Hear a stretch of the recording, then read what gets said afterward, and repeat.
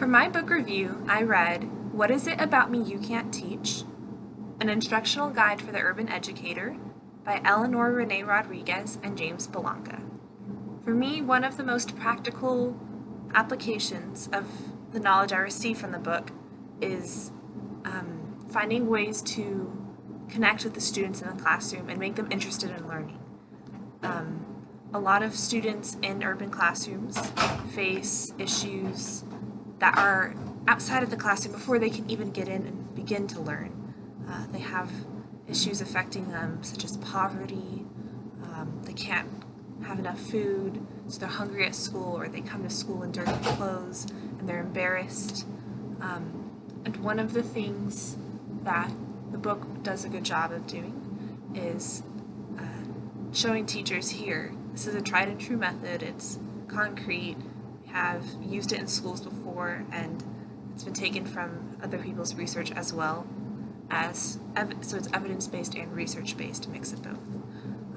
There are lesson plans in the book.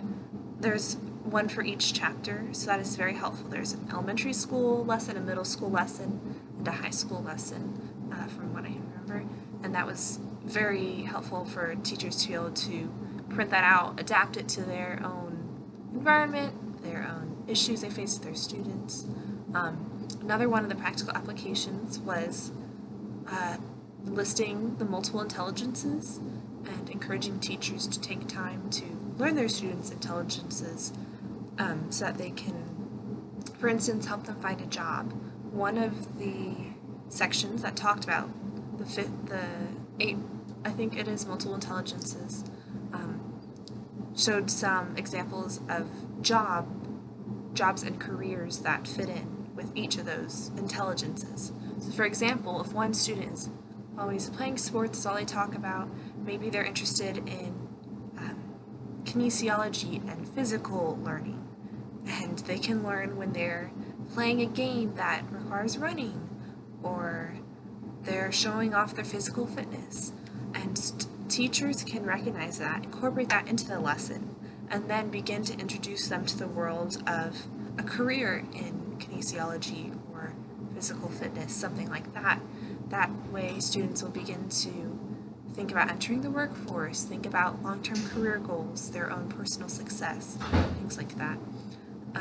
There were also other examples of mediation, which is the student and what comes in from the outside world. There can be a lot of different things bombarding them, especially, like I said earlier, poverty, things like that especially affect the urban classroom.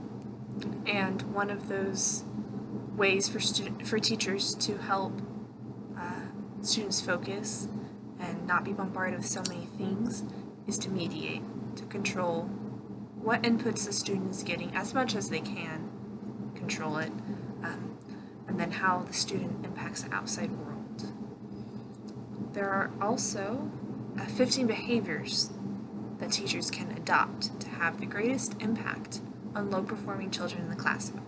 And these are equitable distribution, affirming and correcting, proximity, individual help, praise, wait time, courtesy, reasons for praise, personal regard, delving, listening, touching, higher level questions, accepting feelings, and desisting.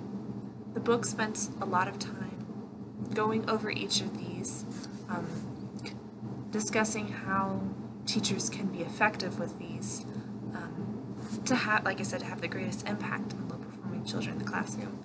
And there are easy ways for teachers to address these to each student, make them individual. One of the big points of the book is individuation. That's one of the mediating styles, and that is a way for teachers to take time to get to know their students.